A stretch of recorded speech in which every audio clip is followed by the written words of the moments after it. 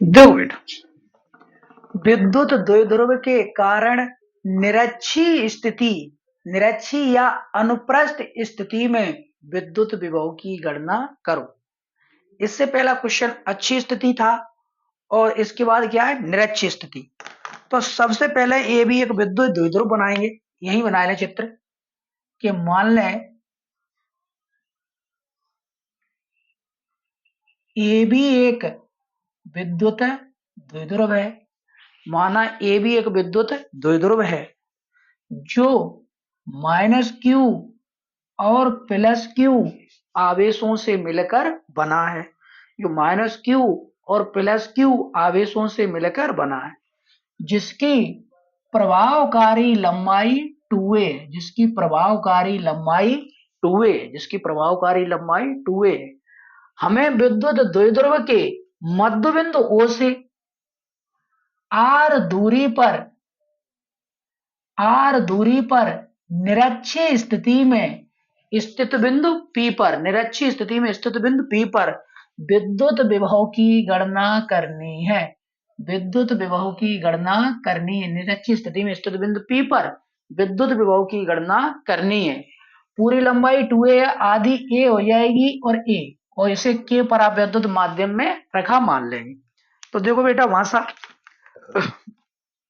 माना ये भी एक विद्युत द्विध्रुव है जो -q और +q आवेशों से मिलकर बना है, जिसकी प्रभावकारी लंबाई 2a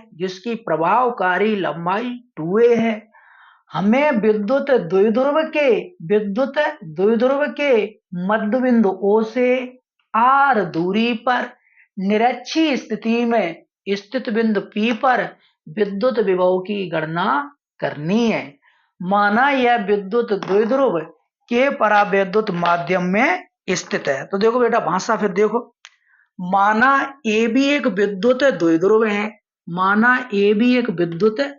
है जो -q और +q लिखिए, मिटेगा हाथ लगा, जो -q और +q आवेशों से मिलकर बना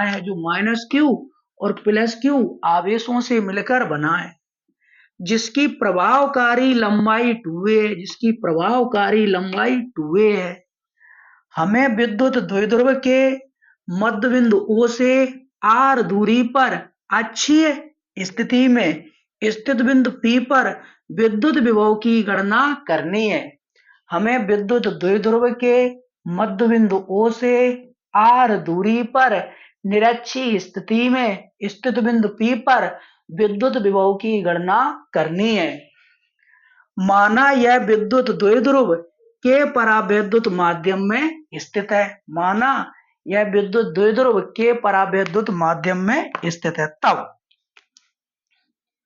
+q आवेश के कारण बिंदु P पर विद्युत विभव क्या मान लेंगे, V1। तो 1/4 पाई S सालन 0 के माध्यम +q अपॉन दूरी कितने की, Vp। विभव अदिश राशि होता है, वर्ग नहीं लगेगी, वो दिशा नहीं लिखेगी, और विभव में वर्ग नहीं होता, बट्टी में दूरी होती है। बीपी को मान निकालें। बीपी क्या है, करंट है, ये लंबा है, ये आधार है, तो समकोण त्रिभुज बनेगा यार। लेकिन समकोण त्रिभुज ओपीबी में पाइथागोरस प्रमेय से, तो पाइथागोरस प्रमेय क्या होते हैं, कर्ण का वर्ग बराबर लंब का वर्ग प्लस आधार का वर्ग। कर्ण क्या है, बीपी वर्ग, लंब क्या है, ओपी वर्ग, आधार क्या है, ओबी वर्ग। तो बीपी वर्ग बराबर ओपी को मान क्या है, आर, ओबी को मान क्या है, ए, यहां से वर्ग हटाएंगे तो इस तरफ का लग जाए under root R square plus A square. तो ये क्या हो गई अपनी under root R square plus A square. इतनी भुजा ये निकल रही under root R square plus A square. क्यों? दोनों के लिए आधार समान है ए और ए, लंब दोनों के लिए समान है, इतना ही मान निकले हो। तो बीपी को मान बीपी में रख देंगे तो V1 बराबर 1/4 पाई एस सालन 0 के plus Q upon under root R square plus A square समीकरण नंबर 1। इसी प्रकार माइनस क्यू आवेश के कारण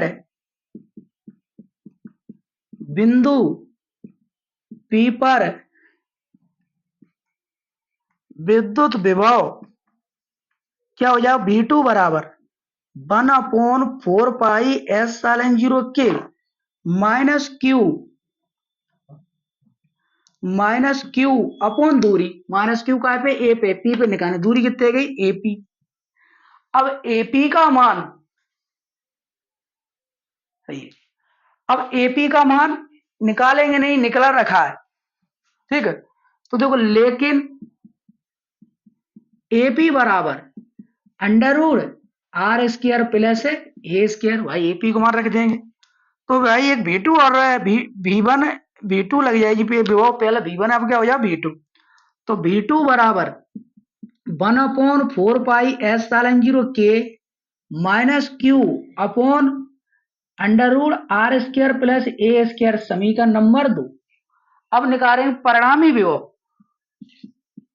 परिणामी विभव क्या हो तो V बराबर V1 प्लस V2, V बराबर V1 को मान समीकरण 1 में 1/4 पाई एस सालन 0 के plus Q upon under root R square plus A square plus V2 को मान समीकरण 2 में 1/4 पाई एस सालन 0 के minus Q upon under root R square plus A square.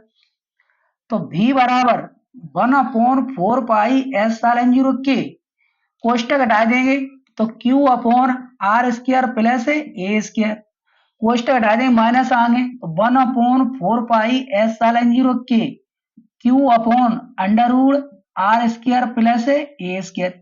ये पूरी संख्या प्लस की, ये पूरी संख्या माइनस की, तो V बराबर 0।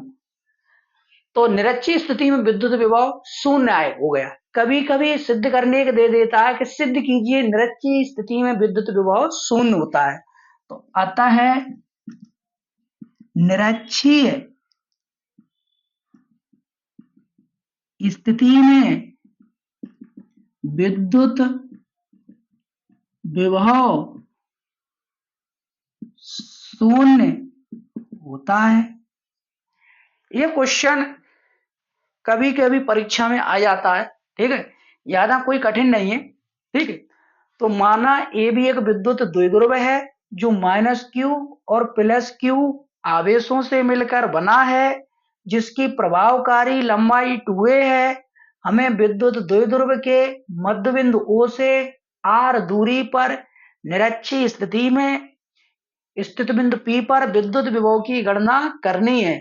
माना यह विद्युत द्विध्रुव के परावैद्युत माध्यम में स्थित है, तब प्लस क्यू आवेश के कारण बिंदु P पर विद्युत विभव प्लस P को कारण V1 मान लेंगे 1/4 पाई एस सालन 0 के प्लस क्यू बटे में दूरी, दूरी कितनी आएगी BP। अब BP को मान समकोण त्रिभुज OPB में पाइथागोरस प्रमेय से कर्ण का वर्ग, लंब का वर्ग, आधार का वर्ग, कर्ण BP वर्ग, लंब OP वर्ग, आधार OB वर्ग।